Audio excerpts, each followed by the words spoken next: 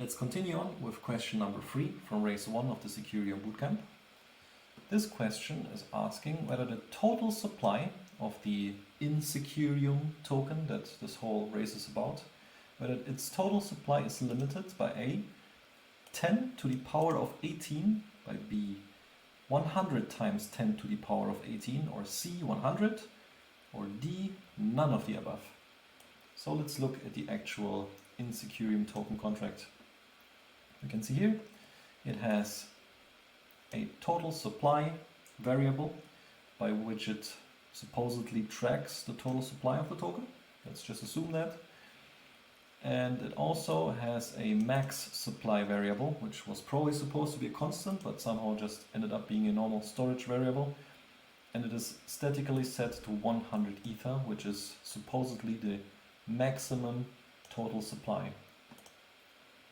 So when it says 100 ether here, what is actually stored with a max supply?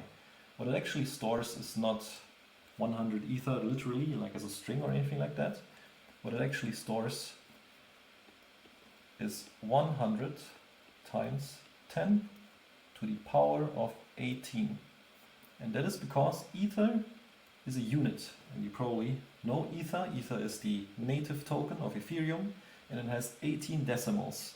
Therefore, 1 ether is equal to 10 to the power of 18 Wei, or also 1e18 Wei.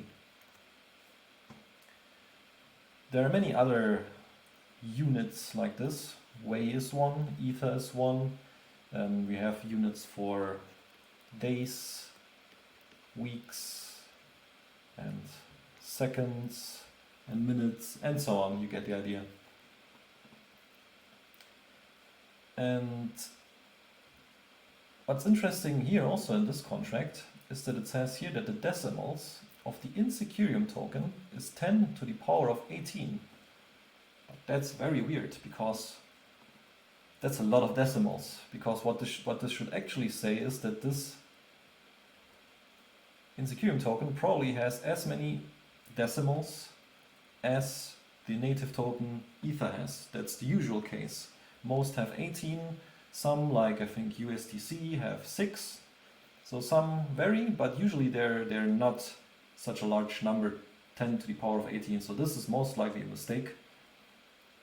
And the second mistake is, for this large number to fit into a variable, it needs to be a uint, a bigger uint, a uint 5.6 in this case, 256.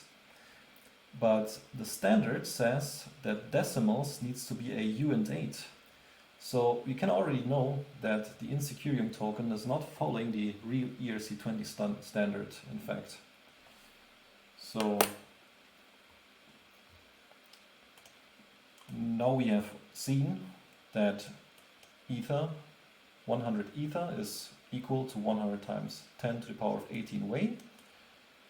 And this is supposedly the maximum total supply within this contract. But we should always test our assumption, because we just made the assumption that because this comment says it, and it makes sense from the naming here, that this is the maximum total supply. But if we actually search for the string max supply, we see that max supply is not actually used anywhere in this code.